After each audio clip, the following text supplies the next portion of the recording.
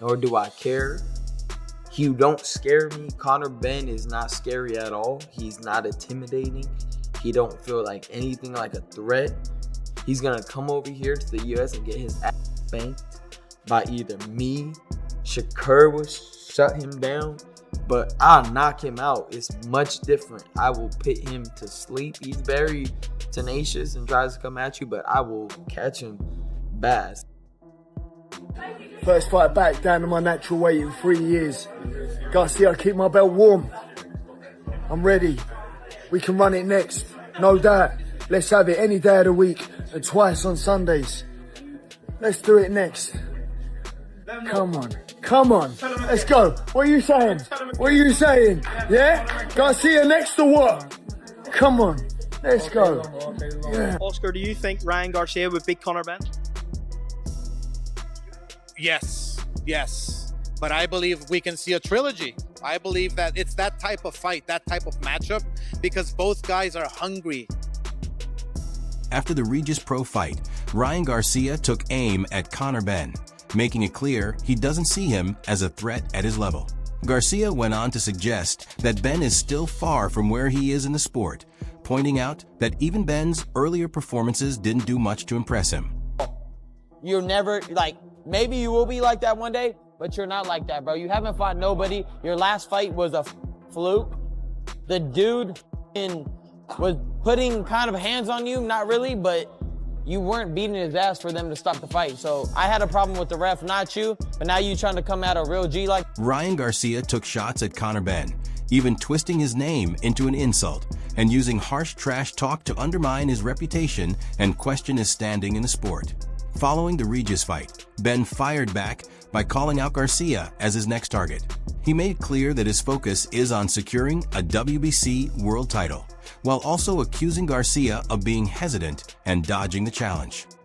Well, I guess what's next? I see Ryan Garcia. I see Tio was in the ring with you as well. But Tio's my guy. Ryan next then? Ryan Garcia next. I want a WBC world title next. Yeah. That's what I've been dreaming of. That's what I've been working hard towards for the past 10 years. Yeah.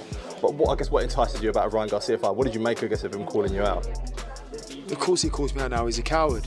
He probably thinks, has Conor looking at 147, 150 in 4 years? Mm-hmm. He weren't calling me out for the past 2 years, was he? Yeah. Where's he been? Mm-hmm. While I've been vocal and actively chasing that fight, it's cowardly. But he can get it next, and he'll get a better version of me. I mean, I don't want what I needed to do in there tonight. I ran out on 6 weeks' notice, a weight I haven't made in 4 years. Ryan Garcia responded immediately to Conor Benn after Benn's public challenge on X, making it clear that he has no fear of stepping into the ring. He posted that he's ready and agreed to the matchup, writing in his message that the fight between Garcia and Benn should happen. He further added a bold prediction, stating that the bout would end with Benn's corner or the referee stepping in around the 67 round. Meanwhile, Nigel Benn showed strong belief in his son, expressing confidence that Conor Benn can defeat anyone put in front of him, whether that's Ryan Garcia, Devin Haney, or any other top-level fighter. Does beat Regis Prograis tonight. Do you want to see him in there with Ryan Garcia, Devin Haney? Who do you want to see him in there? Whoever they got lined up. I don't mind. I'm very confident my boys fighting all of them against Rolly, Garcia. So I'm just happy for him to fight any of them. I really do. And now that he's at his proper weight, you'll really see the best of Conor tonight. Paulie Malignaggi acknowledged that Conor Benn is a capable and solid competitor, but he pushed back on the idea of placing him in the same conversation as top-tier champions. He specifically stated that Benn should not be compared with elite-level fighters like Shakur Stevenson, emphasizing that Benn still needs to achieve more in the ring before being considered at that level. Conor Benn fight, they showed a stat on the television screen with Conor Benn's career and accolades. Basically, he's the son of Nigel Benn and so on and so forth. The top one was two-time world champion. Okay, 2 times, not even 1 time. They made it twice. I guess making it up once wasn't enough for them. They had to make it up that he did it twice. They must have put Regis Prograis' resume in the wrong column, mate. That's what they must have done. They kind of got that right. You know what? I hope for their sake, I hope you are right. I want you to be right. I want you to be right. I love this guy. He doesn't mess about, does he? He doesn't mess about. See, that's what we need, David. Go on. And guys, I don't mind watching Conor Benn. Like I don't mind him getting the fanfare. He's an okay fighter. Just don't start mentioning him at world-class level. Then you start crossing the line. Because he's not your Jake Paul either. So it's not like I'm throwing him all the way on the other side. I'm not doing that. I'm being a very honest person here. He's an okay fighter. Eddie Hearn expressed reservations about the punching power of Conor Benn. While recognizing Benn's intensity and relentless fighting style, he suggested that his knockout ability may not yet be strong enough when measured against elite-level, world-class opponents. What do you think of Conor tonight? Yeah, it was what it was. I think, it was difficult because Regis couldn't really stand up. You could tell from leaving the first round, his leg wasn't, but yeah, not the best, but, he's had a lot to deal with, and I wish him all the best. Did you put that down to the weight? I think he's better up at middleweight, to be honest with you. Conor? I don't think he has any power down at that weight, and I think he looked much more effective and stronger up at middleweight. Free agent now, would you take him back? Is he? Yeah, right. Dave Allen shared his reaction after watching Conor Benn's performance against Regis Prograis. He stated that, based on what he saw, he doesn't believe Benn would be able to go even 3 rounds with Ryan Garcia, arguing that Benn simply isn't operating at that level right now. Just not that level. The other welterweight champions, who else have we got? Crocker. I don't think he beats Crocker, I really don't. I don't think Crocker's an elite world champion, but I don't think Conor Benn beats Lewis Crocker. Furthermore, I don't think he beats Conor Walker or Jack Cattrall. I really don't. And, if he watches this, as I've said, this is nothing personal. I don't dislike him in the slightest. I don't know him. I once knew him a little bit and thought he was a great fella. We had a few disagreements. Well, not a few disagreements. He didn't like a few things I said. But it ain't a personal thing. I see loads of things. Dave Allen, he ain't this, he ain't that. Fair enough, that's your sporting opinion. And you know what, a lot of it I agree with. I'm not the best fighter in the world either. Fair dues. But he's not a world-class fighter. Dave Allen gave a balanced assessment of Conor Benn, stating that he views him as a capable and hard-working fighter. He highlighted Benn's strong conditioning, high activity, and constant pressure, making it clear that his comments were not meant as criticism of Benn's overall ability. At the same time, Allen stressed the importance of context when judging the performance, pointing out that Benn's opponent, Regis Prograis, is a former 2-division world champion known for his experience, sharp ring IQ, and awkward style. He added that Prograis was already past his peak years and moving outside his natural weight class, which also plays a role in how the fight should be viewed. Allen further noted that there were discussions about Prograis dealing with possible injury during the bout, which may have limited his movement and overall output. He also criticized how much attention the commentary gave to excuses rather than focusing on the actual action inside the ring. In conclusion, he suggested that while Benn did not perform poorly, the circumstances surrounding his opponent make the result look more impressive on paper than it may have been in reality. Agreeing, a lot of people said, Dave, you haven't got a clue, all the rest of it.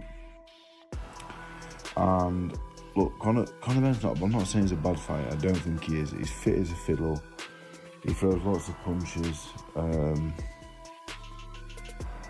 and no matter what you say about Regis Prograis, which I'm going to get onto, he has been a 2-time world champion and been a very, very good fighter, and he's still a very experienced, clever, tricky man. So I'm not taking nothing away from Conor Benn. He's not a bad fighter, but Regis Prograis, 10 pound over his height, 8 pound over his highest ever weight. He wasn't even at welterweight. It was on the way to light middle. 2, he's a long way past his best. And 3, all that injury talk. Look, the commentary tonight was shite. I'm not over what anyone says. Andre Ward, one of the best fighters to ever. Paulie Malignaggi criticized the way narratives around Conor Benn are being framed, arguing that the resume of Regis Prograis has been overstated in some discussions. He suggested that certain descriptions are being inflated in order to make the matchup appear more significant than it truly is. Malignaggi made it clear that he has no issue with Benn as a fighter and acknowledges his popularity, but he does not believe Benn belongs in elite world-level conversations. In his view, Benn is a solid high-energy competitor who applies constant pressure, yet still falls short of the standards set by top-tier champions, such as Shakur Stevenson. He further added that much of Benn's reputation is driven by fan attention and social media hype rather than proven achievements at the highest level. While he conceded that Benn could still get opportunities to fight for titles due to his activity and marketability, he maintained that he remains below true championship caliber and would likely struggle against elite names like Ryan Garcia. These world-class situations and world-class fighters. He talks about Shakur Stevenson and all this other stuff. His name belongs nowhere near those guys, okay? For the fanfare, okay, I get it. People start talking about him. He's got a lot of popularity, and I understand that's going to happen. But don't start mentioning him boxing-wise with these guys. All of a sudden, right away, we start seeing tweets and Instagrams about this Shakur Stevenson fighter. Everybody, Shakur Stevenson would beat him with one hand. I would beat him. I would beat him right now. I would beat him, okay? Watch my fight next month on Bare Knuckle. Make up your own minds. BKB, May 16th in Manchester. I'll be there, baby. I'll be there. I'm watching you, man. I'll be watching that. Conor Benn's invited too if he wants a piece afterwards. I'm just. he's just on the Netflix broadcast. I'll beat him right now. I kid you not. You just see that rhythm? He doesn't even know why he's jumping up and down. He's jumping up and down. He's leaping in with jabs. He doesn't even know what he's doing and why he's doing it. He's just doing it. You watched the guy fight, right? I mean, you saw the same fight. Yes. Watching, right? Paul, Does he know what he's doing? I want to get your opinion. Does he know why he's doing it? I want to get your opinion on this. A wave of reaction content and expert breakdowns has emerged following Conor Benn's outing against Regis Prograis. Across the boxing world, many analysts and fans have begun reassessing where Benn truly sits among the elite names in the welterweight division and whether he is prepared for the sport's biggest tests. In ongoing discussions, fighters like Ryan Garcia, Shakur Stevenson, and Devin Haney are frequently brought into the conversation as Benn continues to generate attention with his public callouts and strong presence on social platforms. The core debate centers on whether Benn can genuinely be grouped with established world champions, or if the gap in experience and proven achievement remains significant. Some analysts believe his recent performance exposed uncertainties about how he would handle intense pressure, particularly against quicker, more technical opposition. Others also question how he would fare against elite-level punchers and sharp counterpunchers operating at the very top of the sport. Holy moly, you had Ryan Garcia, Shakur Stevenson, Devin Haney, everybody talking about how much food Conor Benn is. Check out the tweets, man. I mean, we got right here, and right here. I mean, it's nasty work from everybody. So let me know what y'all think. You know, Conor Benn is out here screaming a Ryan Garcia fight. We definitely wanted to see Ryan Garcia versus Teofimo Lopez. But now, what do you feel like should happen? You know, can Conor Benn steal that fight from Teofimo Lopez? Because Ryan Garcia says he would like that fight next, man. Let's make it happen. What fight would you rather see Ryan Garcia in? Would you rather see him in a Teofimo Lopez fight or a Conor Benn fight? Let me know what y'all think in the comments section. Turkey Al-Sheikh responds to Shakur Stevenson, letting him know that he's the best in his weight division now. At the same time, excitement continues to build around possible future fights, with matchups such as Ryan Garcia facing Conor Benn or even a clash with Teofimo Lopez being widely discussed. Fans and analysts are actively debating which pairing would make the most sense and which bout would draw the biggest global attention in boxing. The conversation also expands into technical and physical factors, including weight differences, fight conditions, and how those elements could impact Benn's effectiveness against bigger and stronger opponents. Even smaller details, such as glove size and moving between weight divisions, are being examined as part of the debate. In the end, the situation has created growing curiosity about what lies ahead for Benn. While some praise his confidence and willingness to take risks, others remain unsure whether he is fully prepared to compete at the highest level of the sport. And Regis Prograis up to 150 pounds. Maybe the 10-ounce gloves has something to do with it. Regis Prograis mentioned it. But I don't know, man.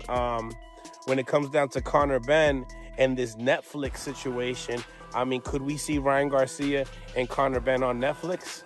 I mean, let me know what y'all think in the comment section, man. But This is definitely interesting, and I want to see what's next for Conor Benn. And, you know, salute to Regis Prograis. Retirement, definitely good, man. Two-time champion, only two-time champion. And your hometown, New Orleans, you got to give yourself a pat on the back, my brother. Salute to you. Salute to Conor Benn. Great fight. The bout between Conor Benn and Regis Prograis left many observers with more uncertainty than clear conclusions about Benn's level. From the early exchanges, Prograis looked sharper and more composed, using precise timing and controlled movement to manage range effectively. Even though he was generally viewed as being beyond his peak years, he still managed to outbox Benn in the opening rounds, landing clean, accurate punches and repeatedly forcing Benn to adapt by switching to a southpaw stance, an approach he is not commonly required to use. As the fight unfolded, Benn began to have isolated moments of success, but none of them were truly decisive. He was able to land regularly, yet he never appeared to seriously trouble Prograis, which became one of the main points of discussion afterward. Despite visible signs that Prograis was slowing down, Benn was unable to fully take control or turn those moments into clear dominance. Even in close-range exchanges where Benn increased his output, Prograis stayed competitive and responded with sharp counterpunching. The contest also turned increasingly rough, with accidental head clashes and a significant cut developing under Benn's eye, raising concerns about its impact as the fight went on. By the later rounds, fatigue became more noticeable, with Benn's pace and intensity dropping compared to his earlier efforts, further shaping the narrative around the fight's overall outcome. The guy who's going to fight Conor Benn, and Conor Benn just to rub salt in the wounds. The man who made Chris Eubank Jr. sign a rehydration clause, a man who himself wouldn't fight Lewis Crooker because the IBF warranted a rehydration clause, decides I'm bringing this guy up from 140 pounds, but I'm gonna weigh 150 pounds because I don't want to do the full 147. Yeah, all the advantages you could speak of. He did look noticeably leaner. Obviously, he always looks lean, but he looked noticeably smaller is probably the better word in terms of body mass. And in this fight against the chinny 140-pound old Regis Prograis, he didn't impress at all. He didn't do anything. The only time Prograis was noticeably hurt was in the first round when he was hit after the bell with a right hand, and his legs did buckle a little bit. But Conor Benn never came close to stopping Regis Prograis. Conor Benn hit Regis Prograis plenty in there. And it was very strange because even though Conor Benn comes away with the win on the judges' scorecards, the performance is widely viewed as unconvincing. His opponent, who has previously been dealt with by other elite 140-pound fighters, still managed to take rounds and remain competitive from start to finish. That comparison becomes a major factor in how Benn's level is judged after the fight. Following the bout, focus quickly moves toward what could come next in his career. Potential matchups involving Ryan Garcia, Devin Haney, and Shakur Stevenson are brought up in discussion. However, the display in the ring leaves growing uncertainty about whether Benn is truly prepared to step into that top-tier level of competition. You will see it, and he basically called out Ryan Garcia and Devin Haney and all them. What just happened there, right? None of them they will actually be jumping at the opportunity. They'll probably be just pushing. They'll probably be fighting one another for the opportunity to fight Conor Benn, having sought out. They'll be like, yeah, that's a lamb to the slaughter. It's taking candy from a baby. That performance right there, Conor Benn probably gets seriously. There's a good chance he gets stopped by all three of them. And I know Ryan Garcia can punch. We all know that. Devin Haney, he's hitting a little bit harder at 147. We know that Shakur is not the biggest puncher in the world, but still, they're so accurate. They will beat the brakes off Conor Benn. There's no doubts in my mind whatsoever based off that performance. It was a terrible performance. It really, truly was. Against the guy who flipping retired immediately after. He knew he had nothing left. And still, he was competitive. He won rounds in there. You know, I mean, the scorecards I think were all 98, 92. But you could have given him a round, maybe even a round or two in there. Conor Benn's showing against Regis Prograis has been widely viewed as disappointing when measured against pre-fight expectations. Many expected Benn, being the younger and more physically fresh competitor, to assert control over a veteran like Prograis. At 37 years old, Prograis is regarded as past his peak and has recently experienced mixed results, including defeats against fighters such as Jack Catterall and Devin Haney. However, Benn was unable to produce a dominant display. Despite being considered a fighter on the decline, Prograis remained competitive throughout, landing meaningful shots and even inflicting visible damage, including swelling and a cut near Benn's eye. This outcome has led to renewed discussion about whether Benn can truly impose himself or control fights at a higher, more elite level. The Conor Benn fight was a bad look, right? Very bad look for Conor Benn. Because ultimately, Conor Benn, I think the expectation was that Regis Prograis has seen better days, and you were supposed to probably do more to impose your will and probably knock out Regis Prograis, right? Regis is pushing 40. He's 37 years old. He's definitely been through wars, already had L's, right? Jack Catterall, Devin Haney, right? And also, he had an L with Josh Taylor, right? And then his like win recently was who? Jojo Diaz? You know what I mean? It's just not strong enough because Jojo Diaz. Comparisons quickly emerge with other opponents who have previously shared the ring with Regis Prograis, including fighters like Devin Haney and Jack Catterall, with some observers arguing that those performances looked more convincing overall. Even though Haney is not typically recognized for knockout power, he is still credited with landing cleaner, more damaging shots against Prograis in earlier bouts. In contrast, this fight draws criticism for its lack of energy and clear excitement. Rather than developing into a dominant display, the contest settles into a slow and fairly uneventful rhythm, with limited signs of momentum swings, stoppage danger, or dramatic shifts in control. Despite expectations that Benn would take command, he is never able to fully break Prograis down.